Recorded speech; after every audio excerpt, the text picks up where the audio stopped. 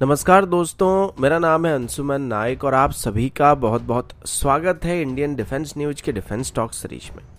जहां पर हम रोज नए नए डिफेंस अपडेट्स के बारे में बात करते हैं। तो चलिए देर न करते हुए आज की वीडियो शुरू करते हैं।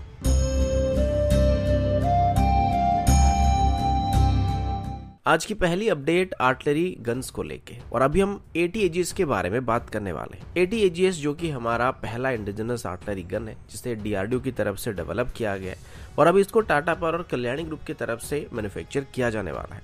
इसकी इंडक्शन को लेके पिछले कई दिनों से काफी चर्चा चल रहा था और लगातार cold weather, hot weather, high altitude, sun, moon, Mars, Jupiter और यहाँ तक कि मुराग ग्रह में भी इसकी सभी प्रकार के टेस्ट को कंप्लीट करने के बाद फाइनली इसको इसी साल के अप्रैल में एक बार फिर से पोखरण में टेस्ट करने का प्लान किया गया था,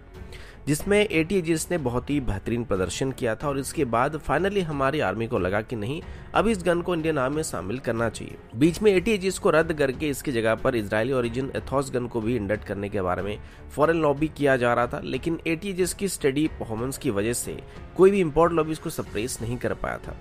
और अभी फाइनली इसकी 150 यूनिट्स को भी ऑर्डर करने का प्लान किया जा रहा है। अब ये जो 150 की ऑर्डर, ये एक इनिशियल ऑर्डर होने वाली है, जिसके लिए अब एक प्रपोजल को तैयार किया जा रहा है और उम्मीद है कि अगले साल तक इसको क्लियर किया जा सकता है। मुझे पता है कि आप सभी को डिफेंस डील में होने वाली डिले पसंद नहीं होता है, क्योंकि हम में से किसी को भी वेट करना पसंद नहीं होता और हमें सब कुछ तुरंत चाहिए होता है, और यहाँ तक कि पानी पूरी भी हमको रेडीमेड चाहिए होता है। लेकिन क्या करें, हमारे गवर्नमेंट के जो डील्स होते हैं वो इसी तरीके से चलते रहते हैं, जिसका हम कुछ नहीं कर सकते हैं। फिलहाल अभी इनिशियली 150 गन की ऑर्डर के बाद आगे चल के 1700 AT-AGS को खरीदा जा सकता है, लेकिन बताया गया कि अभी जो प्रपोजल इशू किया गया था, इसमें जिन 150 गन को इनिशियली खरीदा जाएगा, इनको टाटा पावर और कल्याणी ग्रुप की मैन्युफैक्चरिंग फैसिलिटी को टेस्ट करने के लिए किया जाएगा कि ये सही तरीके से इनको डिलीवर कर पा रहे हैं, फिर टाइमली डिलीवर कर पा रहे हैं, फिर नहीं कर पा रहे। और साथ ही वक्त के साथ साथ आगे चल के जिन AT-AGS को इंडक्ट किया जाएगा, उनको इन गन्स को इस्तेमाल करने के बाद थोड़े बहुत फाइन ट्यून करने की भी कोशिश की जाएगी और छोटे मोटे चेंजेस किए जाएंगे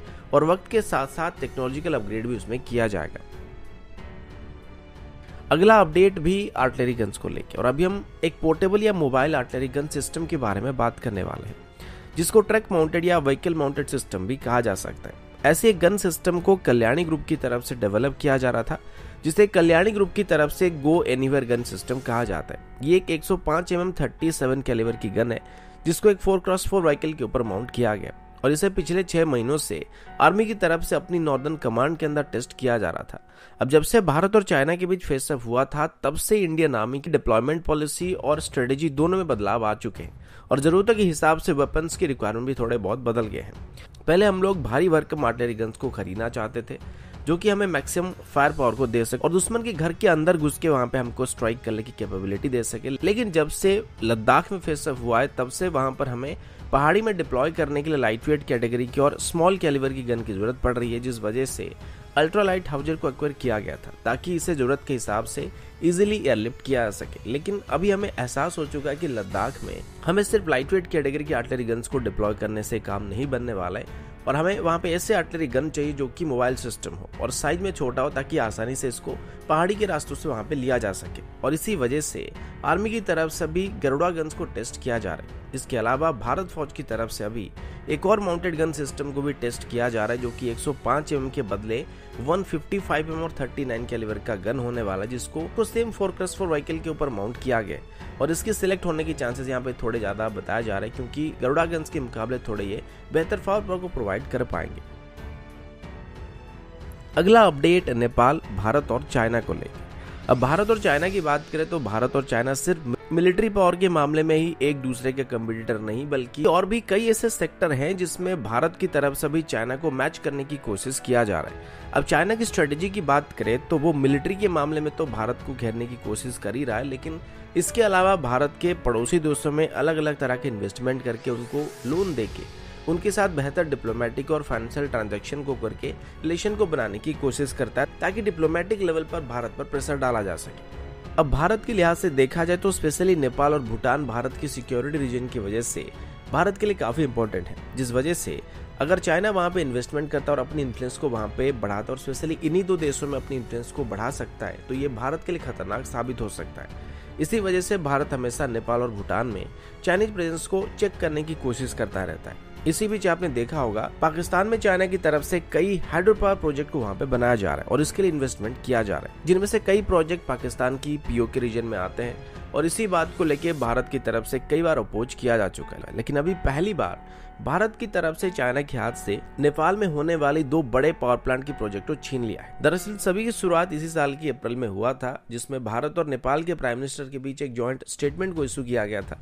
और इसमें भारत और नेपाल के बीच आगे चल के पावर सेक्टर में कोऑपरेशन को बेहतर करने का वादा किया गया था। इसके बाद अभी नेपाल की तरफ से अपनी 2 बड़ी पावर प्लांट की प्रोजेक्ट को भारत को देने का फैसला किया गया, जिसमें से एक वेस्ट सेती हाइड्रो पावर प्रोजेक्ट है और एक सेती रिवर हाइड्रो पावर प्रोजेक्ट है। इन दोनों प्रोजेक्ट को लेकर अभी नेपाल और भारत की नेशनल हाइड्रो पावर कॉर्पोरेशन के बीच एग्रीमेंट को पहले से ही साइन कर लिया गया है और इसमें से नेपाल की वेस्ट सेती पावर प्लांट की कैपेसिटी करीब 750 मेगावाट और सेती रिवर प्रोजेक्ट पावर प्लांट की जो कैपेसिटी होने वाली है वो करीब 450 मेगावाट तक की होने वाली है और इसको भी बनाने के लिए भारत और नेपाल के बीच करीब $2.4 बिलियन के एग्रीमेंट को साइन किया गया। बताया गया कि अभी इसके लिए भारत की जो नेशनल हाइड्रो पावर कॉर्पोरेशन है उनकी तरफ से एक सर्वे को शुरू कर दिया गया और आने वाले 2 सालों में इस डैम की कंस्ट्रक्शन शुरू होने वाली है। इन दोनों प्रोजेक्ट को पहले से ही चाइनीज कंपनी को देने का फैसला किया गया था, लेकिन बीच में चाइनीज कंपनी की तरफ से इसमें से पीछे हटने का फैसला किया गया था और अपने वादे के मुताबिक चाइना की तरफ से वहां पे काम नहीं किया गया था, जिस वजह से अभी ये दोनों प्रोजेक्ट भारत को वहां पे मिल चुका है। इसके अलावा